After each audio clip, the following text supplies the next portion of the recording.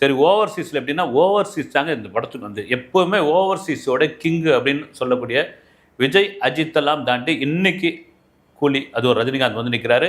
குறிப்பாக யூஎஸில் 2 மில்லியன் அதாவது ப்ரீ புக்கிங்கே $2 மில்லியன் இந்த படம் அப்படின்னா கிட்டத்தட்ட 17 கோடி ரூபாய்.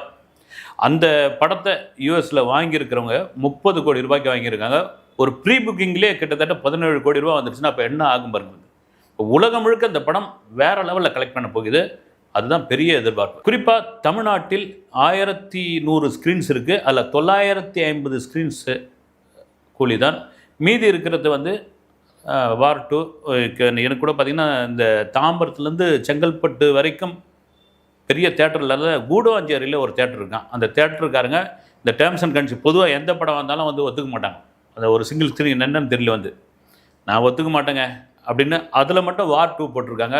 ஒருவேளை இவங்க அந்த டேர்ம்ஸுக்கு ஒத்து வந்துட்டாங்க யார் கூலி சம்மந்தப்பட்டவர்கள் அப்படின்னா மறுநாள் மாறும் அப்படின்னு அவங்க பெரிய படத்தை பெருசாக எடுக்கவே மாட்டாங்க.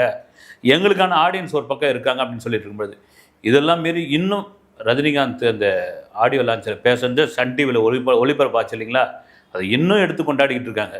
அதில் என்னென்னா நாகார்ஜுனா பேசின பேச்சு தான் வந்து அங்கே தர இன்டர்வியூ வந்து குறிப்பாக ஆந்திரா தெலுங்கானாவில் ப்ரெஸ் மீட்டில் அவர் பேசுகிறது.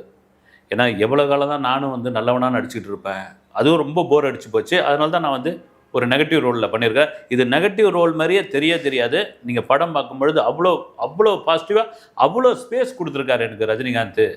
குறிப்பாக நான் டப்பிங் பேசும்பொழுது எனக்கு சரியாக தமிழ் வராத போது நிறைய இடத்துல அவர் கரெக்ஷன் பண்ணியிருக்காரு அப்படின்னு. நிறைய பேர் கூட சொல்லுவாங்க வந்து ரஜினிகாந்த் நடிச்சிட்டாருன்னா அவர் அப்படியே கிளம்பி போயிடுவார், அவர் இன்னும் இன்வால்மெண்ட் ஆக மாட்டார், இன்டர்ஃபியர் ஆக மாட்டார் அப்படிலாம் சொல்லுவாங்க வந்து. ஆனால் இந்த படத்துக்கு இல்லை, ஜெயிலருக்கு பிறகு அவர் நிறைய இந்த எடிட்டிங் டேபிளில் போய் உட்கார்றது, படம் சரியாக வந்திருக்கான்னு பார்க்குறது, ஒரு டப்பிங்கில் போய் கரெக்ஷன் சொல்கிறது கண்டிப்பாக இருக்குது தான். இப்போ ஒரு 74 வயசில் நம்மளாம் நினச்சி பாருங்கள், 74 வயசில் ஒரு 180 கோடி ரூபா சம்பளம், அந்த படத்துக்கு இவ்வளோ பெரிய ஓப்பனிங்கு, அந்த படத்தினுடைய அதாவது வந்து டேபிள் ப்ராஃபிட் கிட்டத்தட்ட 600 கோடி ரூபா, அது தயாரிப்பு நிறுவனத்துக்கு 200 கோடி ரூபா இப்போயே வந்துருச்சு அப்படின்னா அந்த ஹீரோவுக்கு எப்படியாப்பட்ட ஒரு மனநிலை இருக்குது வந்து.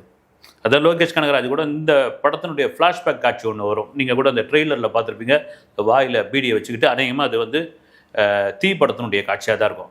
அந்த காட்சிக்காக சார் ஒரு க்ளீன் ஷேவ் பண்ணிக்கலாம் அப்படின்போது இல்லைக்கா நான் இந்த படம் இந்த ஷூட்டிங் முடிஞ்ச உடனே நான் ஜெயிலர் 2க்கு போகிறேன், அதனால் கண்டினியூட்டி மிஸ் ஆகும், இதை நான் தாடியோடு தான் நடிப்பேன் அப்படின்போது அந்த தாடியோடு நடித்ததை கிராஃபிக்ஸ் மூலமாக வந்து தாடி இல்லாமல் கொஞ்சம் ஒரு 2-3 நாள் தாடி இருக்கிற மாதிரிலாம் வந்து மாற்றிருக்கிறாங்க.